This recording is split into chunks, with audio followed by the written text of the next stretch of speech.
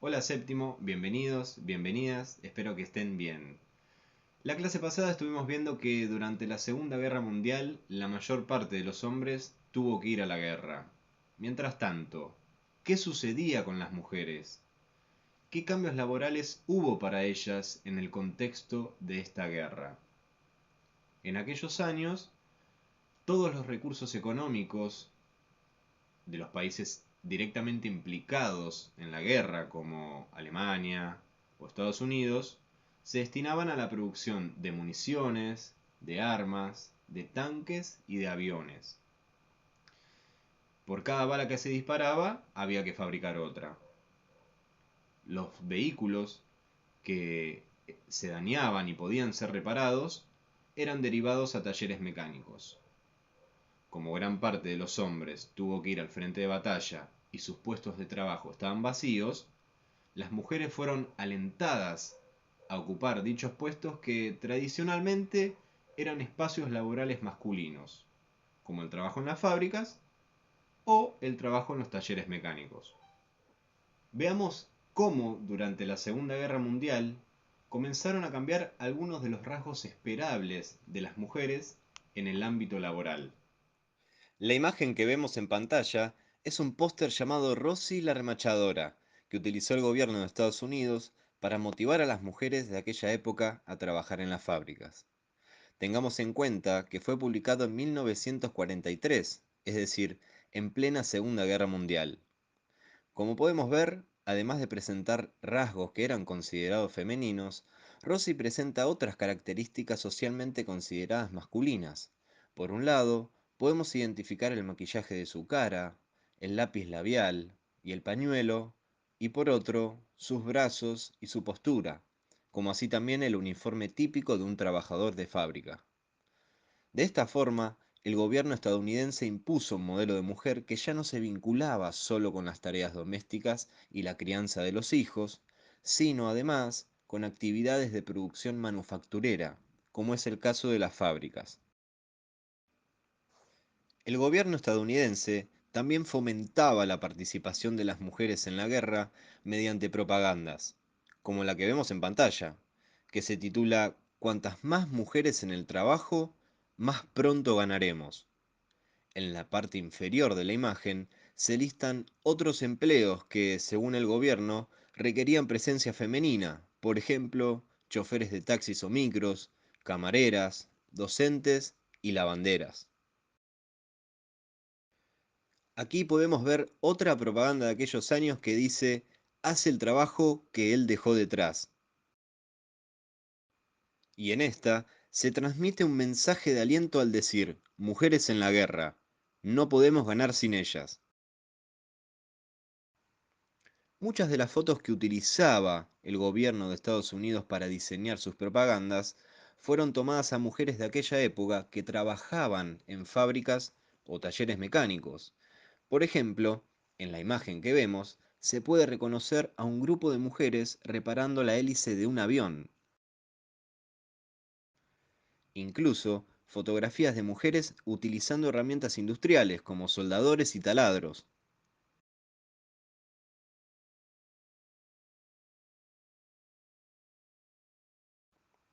Y también otras fotos donde se las muestra reparando o utilizando maquinaria industrial. Como pudimos observar en las fotos y las propagandas que impulsó el gobierno de Estados Unidos en el contexto de la Segunda Guerra Mundial, las mujeres comenzaron a ocupar puestos de trabajo que tradicionalmente eran para los hombres, como el trabajo en las fábricas, produciendo recursos para la guerra, como armas y municiones, o el trabajo en los talleres mecánicos, donde reparaban vehículos como aviones y tanques. También hay que destacar que estos cambios se dieron simultáneamente en diversos países que estuvieron involucrados directamente en esta guerra, ¿no?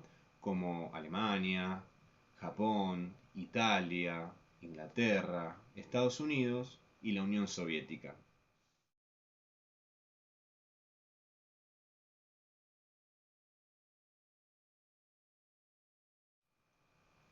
Veamos otra estrategia implementada por los países en guerra para alentar la participación de las mujeres en el trabajo industrial.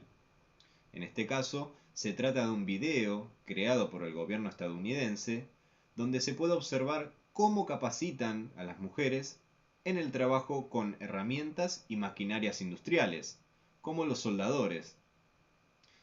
El material está en inglés, pero me interesa que presten atención a las imágenes más que al narrador del video. At government training centers all over the country, women are being taught how to handle the machines which are turning out our armaments and munitions of war. More and more women are releasing men for the fighting services. And when it comes to welding, the girls prove that they can handle a blowtorch as easily as a cigarette lighter. The girls can mend anything with an electric welder, except the ladders in their stockings.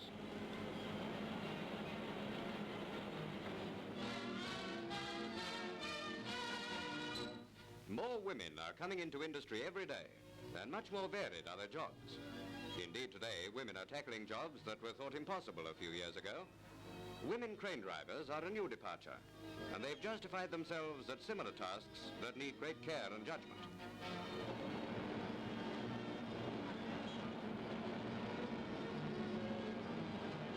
Women are taking to shipbuilding, like the ships they helped to build take to water.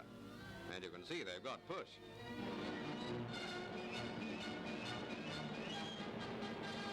Girl riveters are fast becoming as skillful as the men. Maybe it's because riveting must be done in the heat of the moment.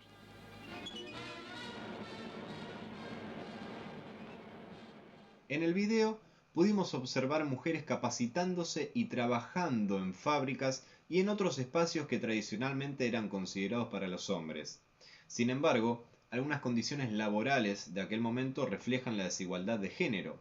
Por ejemplo, por un mismo puesto de trabajo, no había igualdad salarial entre hombres y mujeres. A las mujeres se les pagaba menos dinero. También se suma el hecho de que las mujeres, además de estos nuevos empleos, debían encargarse del trabajo en sus casas, es decir, del trabajo doméstico, y además debían encargarse de la crianza de sus hijas y de sus hijos. La historia de la mayoría de las mujeres que vivieron estos cambios laborales en el contexto de la Segunda Guerra Mundial pasó desapercibida, ya que no eran mujeres de gran poder económico o político. Sin embargo, algunas de ellas pudieron trascender. ¿Quién es la mujer dibujada en el póster de Rosie la remachadora?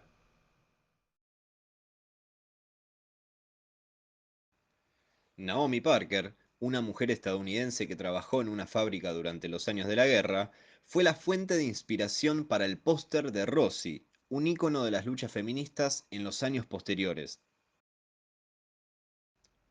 Nació en Estados Unidos en 1921. Fue la tercera de 8 hijos de una familia humilde. Su padre trabajaba como minero y su madre como ama de casa.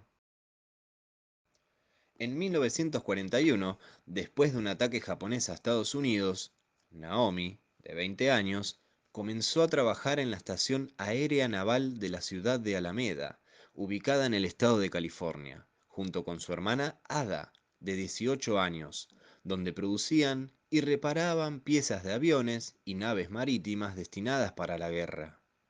En la foto que vemos en pantalla, Naomi se encuentra a la izquierda y su hermana Ada a la derecha. El trabajo que realizó en la Estación Aérea Naval, produciendo y reparando piezas de aviones y naves marítimas, representó su primer empleo. Tenía que usar vestimenta que cubriese los brazos y las piernas para evitar quemaduras o cortes por el uso de las máquinas industriales. Además, utilizaba un pañuelo para sujetar el cabello, ya que el pelo largo podía enredarse en las máquinas. En un testimonio, cuenta que su padre le decía: tenés que trabajar y ayudar a tu país, pero tampoco descuides el trabajo en la casa.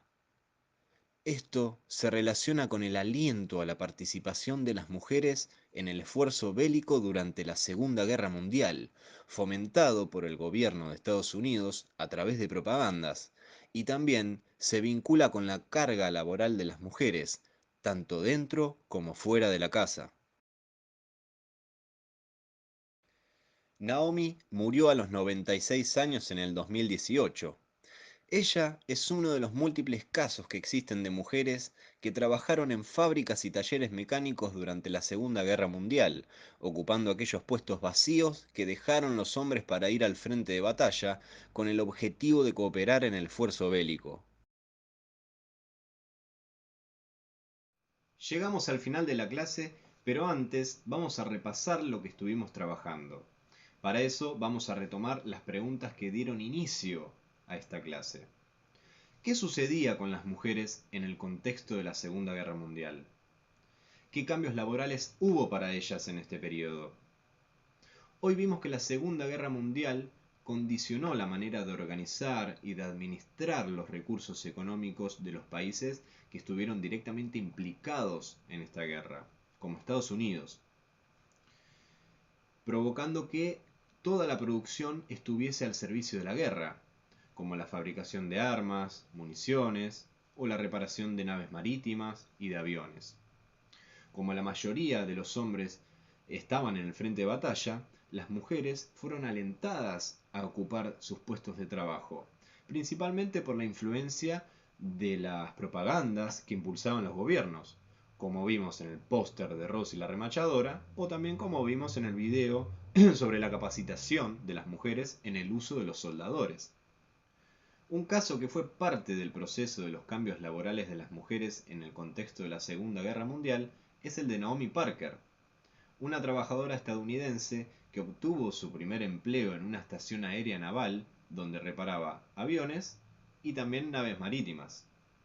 Sin embargo, tanto en el caso de Naomi como en el resto de las mujeres de aquella época, en un contexto de ampliación de espacios laborales en favor de las mujeres, además de encargarse del trabajo doméstico, es decir, del trabajo en sus casas, había desigualdad de género, por ejemplo, en términos salariales por un mismo trabajo, ya que a las mujeres se les pagaba menos dinero que a los hombres.